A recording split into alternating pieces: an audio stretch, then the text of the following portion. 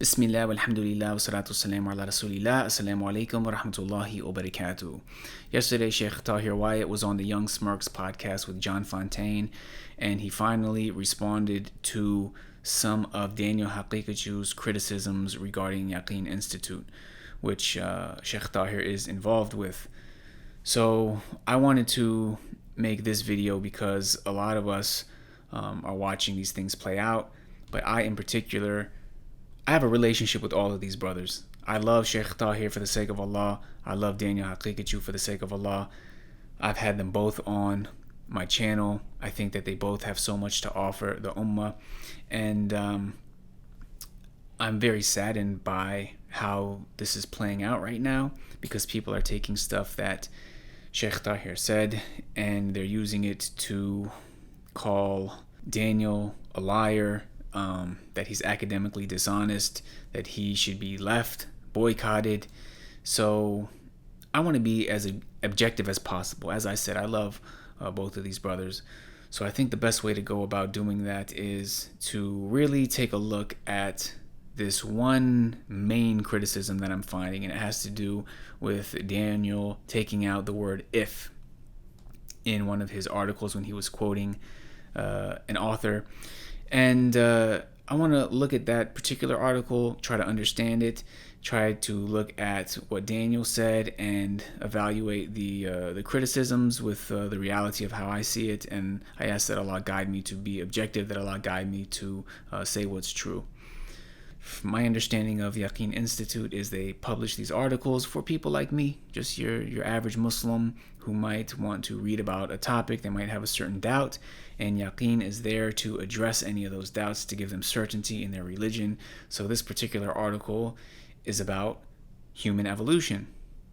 So let's look at the abstract.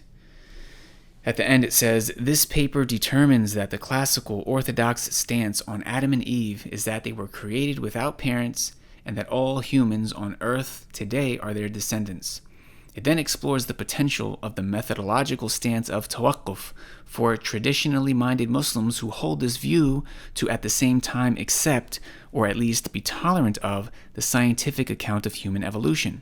The conclusion is that Muslims are not obligated to deny the idea of human evolution in order to remain faithful.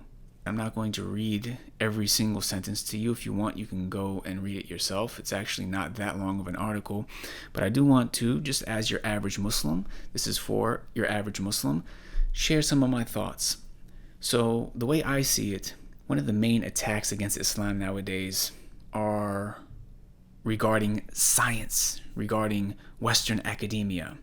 The fact that Islam and the Quran and Sunnah, it's being portrayed as primitive and old and mythological and things like that, whereas science is seen as the truth, intelligent, that's how we know what's real. And basically, a very important thing for Muslims to do, Muslim clerics and scholars, is to address some of these doubts, some of these claims, so that your average Muslim, when they're growing up and they are being exposed to these doubts, they're being exposed to things that contradict Islam, yet are seen and portrayed as being intelligent and right and true, how do they deal with that? How do they hold on to their faith? So I think that there are basically two main camps in terms of how people address these sorts of doubts. You have one camp that I think essentially caters towards the Muslims who, let's say that their perspective of Western academia is up here, and their perspective of Islam, it's shaky, it's maybe beneath it. So, for example, they want to believe in the traditional Quranic view of Adam and Eve. However, they feel this inferiority because, well, you have Western academia, you have the theory of evolution. These people are smart and brilliant, allegedly. So how do they deal with that? You have certain people who, what they do is they will say, well, you know what? There's actually no conflict between the two. And what they do is they try to they leave Western academia where it's at, and they try to bring Islam up and say, oh, there's no conflict between them. So guess what? Good news. Congratulations. You don't have to have any sort of doubts anymore because Islam, it doesn't conflict with these Western scientific ideologies. Actually, Islam, there's room to interpret it to mean the same thing. And obviously, this is one way to deal with addressing people's doubts. But the doubt that they're actually addressing is more so that Islam conflicts with the modern narrative. That's the doubt. The doubt is, oh, well, Islam conflicts with the modern narrative, and the modern narrative is true, so therefore I doubt Islam. So what they're kind of attacking is, oh no, but it doesn't conflict with the modern narrative. However, there's another camp, and I think they are actually much more correct in their approach. What their approach is taking science in Western academia and pushing it down, exposing the reality of it. Instead of acting like it's so glamorous and they're so smart and they got it all figured out, no, you expose that they don't have it all figured out. And then you uplift the Quran and Sunnah and you show how, no, this is miraculous. This is from Allah subhanahu wa ta'ala. And you give them a firm foundation where their whole worldview is like that.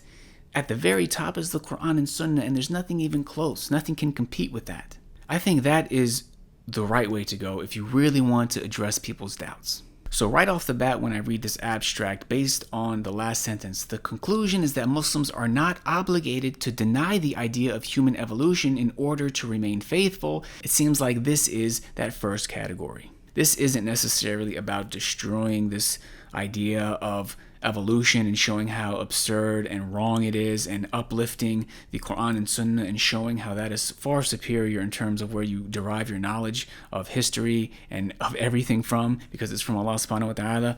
But rather it's showing that Muslims are not obligated to deny the idea of human evolution. So if your doubt is that you have to deny it, no, you don't have to deny it. You can meet Western academia where it's at.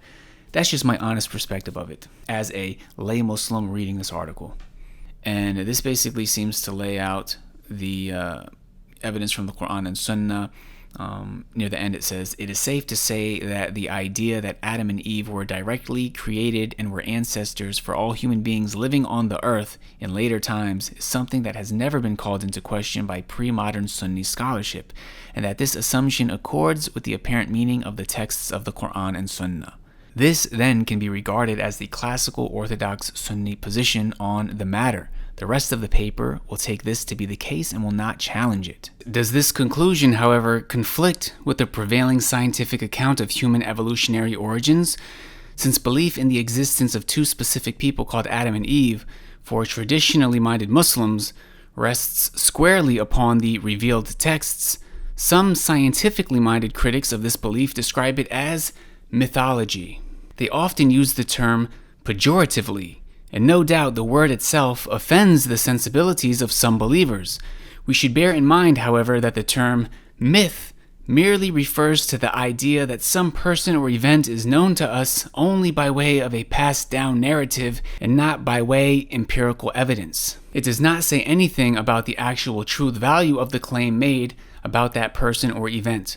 The notion of Adam and Eve as mythical beings, though maybe not an excellent choice of words due to some negative connotations, is literally reminiscent of the way Sunni theologians have always looked at them, and as a matter of the unseen, which comes under the category of samiyat, something that is known to us exclusively through spiritual sources without any empirical evidence. For believing Muslims, what matters is their conviction that those scriptural sources are from God and that they are accepted as true. In fact, this argument can be turned against the critics of religion.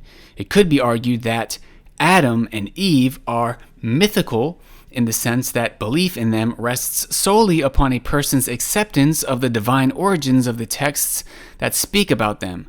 Then, by the same logic, it is impossible for science to critique the special creation of Adam and Eve. Biologists are not concerned with mythical beings. It would be ludicrous for a biologist to argue the merits or demerits of various theories regarding the mythical origins of mythical people or to talk about the evidence for their existence. The only time a scientist could think of objecting to a myth is where believers use that myth to explain specific natural phenomena. As long as that is not the case, then scientists have no grounds on which to argue. Science makes claims about human biological origins. What needs to be done then is assess to what extent classical Islamic theology requires understanding the story of Adam and Eve to be an explanation for those origins. So I know that was kind of wordy, but it's actually very important to kind of take that in, because this is the paragraph that people are claiming Daniel took out of context, and they're saying that he's a liar. So think about this. I'm going to read this part again. The author says, the notion of Adam and Eve as mythical beings, though maybe not an excellent choice of words due to some negative connotations, is literally reminiscent of the way Sunni theologians have always looked at them. Would a Muslim ever look at Adam and Eve and refer to them as mythical beings? Who refers to them as mythical beings?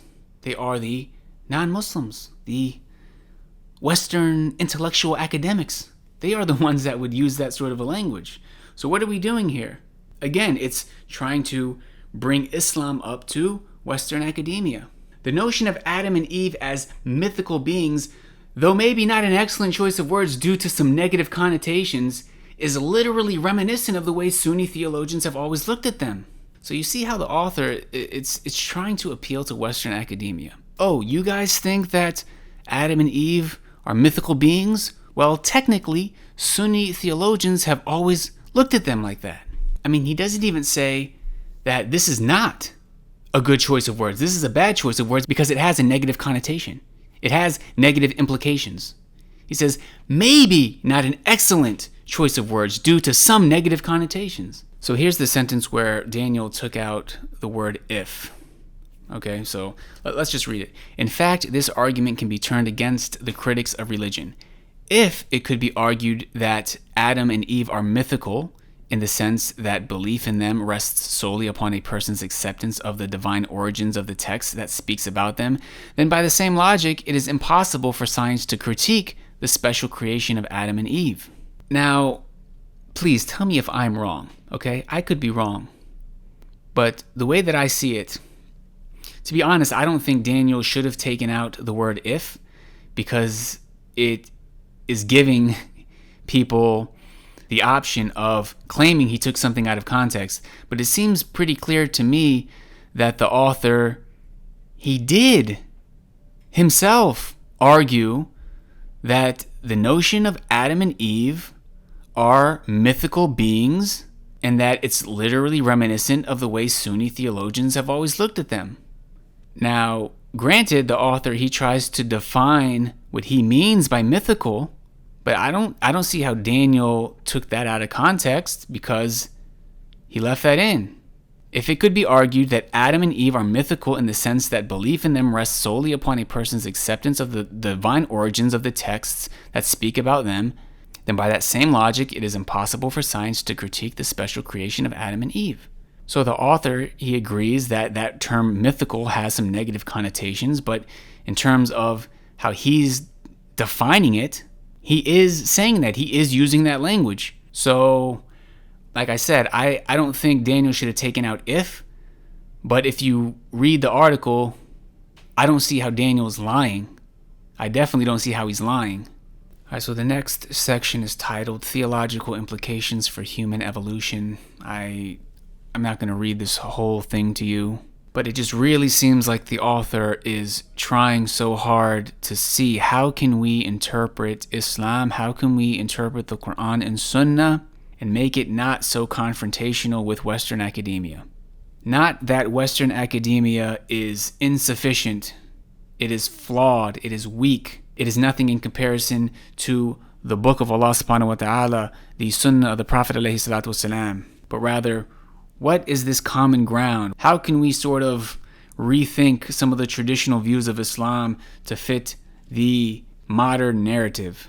So the author, regarding the story of Adam, says, it is a matter of the unseen, an account of the past that is known only by way of revelation and not through historical, archaeological, or anthropological accounts. It cannot be determined by empirical evidence and must be taken on faith. Like all other matters of the unseen, it has no implications for science, and science in turn can pass no judgment over it. See, this is a problem with Western academia, and this is something I noticed when I was studying in Medina, is that The Quran and Sunnah, it was the foundation of everything. It has implications for everything. To say that it cannot be determined by empirical evidence, I just feel like this is all the language that's being used in this article. It's all catering to Western academia. It's all accepting hook, line, and sinker their narrative and trying to say and show how Islam doesn't conflict with it, or how the two can come together. So what's the conclusion? It is possible for traditionally minded Muslims to accept human evolution without reservation and without having to reinterpret the texts about the creation of Adam and Eve to mean anything other than what classical Muslim theologians have taken them to mean. In other words, they can accept the idea that biological organisms classified as Homo sapiens might have evolved from earlier hominids, while still upholding the belief that Adam and Eve were created without parents and that all human beings on earth today are Adam and Eve's descendants. You can have your cake, you can eat your cake. He says these are two separate and unrelated issues established in two very different ways. Muslims have no need to discuss biological human evolution from a theological or scriptural perspective. He says, likewise, scientists have no need to discuss the life of Prophet Adam from an empirical scientific perspective. It is possible for a person to believe in human evolution based on scientific evidence and dismiss the story of Adam being created without parents, as some Muslims do who choose not to follow the classical interpretive strategies I am exploring. Atheists and followers of non-Abrahamic religions would simply dismiss the idea that Adam existed. However, none of them could furnish scientific evidence to prove that Adam did not exist, or that he was not created in a unique manner. It is equally possible for someone to believe in the story of Adam, like traditionally minded Muslims do, and then deny human evolution for whatever reasons they might have, like not being convinced by the empirical evidence. However, they would not be able to base their denial of human evolution on theological or scriptural grounds, since there is no basis in scripture for doing so. That's a heavy statement right there. He says, likewise, a person can accept both ideas since there is no inherent contradiction between them. Finally, it is possible for someone to reject both ideas for whatever personal reasons they might have, but they would be at variance with Orthodox Islamic theology for rejecting the story of Adam's creation and at variance with the scientific consensus for rejecting evolution. So, is the conclusion that you can just believe whatever you want and you can interpret the nuance of the scriptures in a way that just fits every single perspective out there? This is Yaqeen. This is how I'm going to have a firm belief in my religion. The conflicts we see in Muslim communities today have arisen because the scriptural texts have been overinterpreted by contemporary Muslims who, having been confronted with the question of human biological origins, took the Adam and Eve story to be an account of those biological origins. This is just an assumption they make that overreaches what is found in the texts and which violates the principle of theological non-commitment required when dealing with matters of the unseen. The resultant confusion between the creation story of Adam on the one hand and human biological origins on the other has brought about unnecessary resistance to the idea of human evolution among some traditionally minded Muslims who nevertheless identify with the theological traditions for which this should never have been a problem. Daniel aside, what Daniel has said aside, I don't understand how people are defending this article. All right, there are much bigger problems than Daniel taking something out of context when it comes to this article. That's my perspective of it. But let's see what Daniel said. Okay, let's see if Daniel's a liar. All right, so Daniel says, what does Yaqeen's pro-evolution paper say? To cut to the chase in his paper, Tawaqquf and Acceptance of Human Evolution, Dr. David Solomon writes, it could be argued that Adam and Eve are mythical in the sense that belief in them rests solely upon a person's acceptance of the divine origins of the texts that speak about them. Daniel says, mythical, this is how we should understand our father Adam and mother Hawa as myths. It is unbelievable that a Muslim would speak like this, and even more unbelievable that a Muslim institute would publish and promote it. This is the kind of speech one expects from those Jews and Christians who have conceded that their religious books are nothing but allegorical stories of old. Now, Jalajal and Yaqeen are trying to introduce these same concepts to describe Adam. Okay, so I don't know. How do you feel about that? I personally don't think Daniel should have omitted the if and capitalized the I. But I also don't think that he's misrepresenting what the author was saying. I think that the author did, use this language. And even in the quote that Daniel uses, he's defining what he means by mythical. I think there are things far more problematic and concerning and shocking about the article than this. And I think anyone calling Daniel a liar, and that Daniel, with all the great work that he's done, his classes at Alesna, to say that he should be boycotted and that he's a liar because of this, I think that's way out of line. So I don't know, for whatever it's worth, that is my perspective. Allah knows best. This video has been long enough, but if you're really concerned, you can go and you can read the articles. And I really think we'd all probably be shocked to find out who really is even reading these articles and who's just looking at headlines here and there, yet openly discussing things. And subhanAllah. It's really sad that articles like this are being written and promoted as what is going to give people certainty in their deen, and that people are not only defending it, but when others point out the issues with it, rather than address the issues, they're attacking the individuals involved. Allah knows best. May Allah guide all of us. Jazakumullahu khairan. Wassalamu alaikum wa rahmatullahi wa barakatuh.